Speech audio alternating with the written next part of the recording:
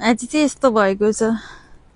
हिजो चाहिँ एकदमै हरियो थियो यहाँनिर, आज चाहिँ पुरै पहेँलो भएर सुकेर यस्तो सबै झरेर यस्तो भएको छ। सबै रुखै मात्रै भएको छ, यस्तो भएको छ र भुइँभरि यस्तो धेरै मैला भएको छ। अब यो चाहिँ सोर्नु यति अप्ठ्यारो हुँदैन हिउँमा, चिसो छ। फेरि उता चाहिँ हिउँ धेरै छ, हिउँमा त्यस्तो पत्ताहरू झरेर नि सबै छोपिएको छ। अनि बाटो पनि सबै पहेँलै भइरहेछ पत्ता झरेर। अब सबै सोर्नुपर्छ। एकै दिनमा यस्तो चेन्जेस छ, रुखहरू पनि यस्तो भएको छ सबै।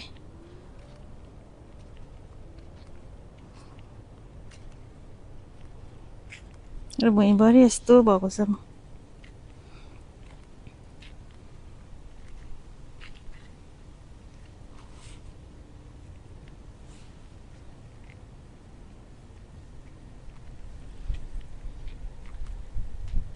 हावा पनि चलिरहेछ, चिसो पनि भइरहेको छ, यस्तो छ।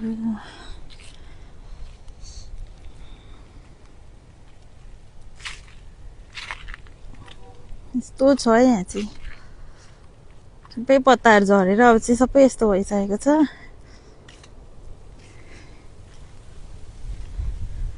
हावा त्यस्तै, चिसो त्यस्तै, यस्तो छ। अब हामी यसलाई आज सोर्दैछौँ। आमामा चिसोले त मारे एकै तालमा यस्तो छ भने गाह्रो छ। हिउँ परेको समयमा चाहिँ बाहिर निक्लेर हिँड्नु पनि एकदमै गाह्रो लाग्छ। यस्तो भएको छ सबै बाटो पनि।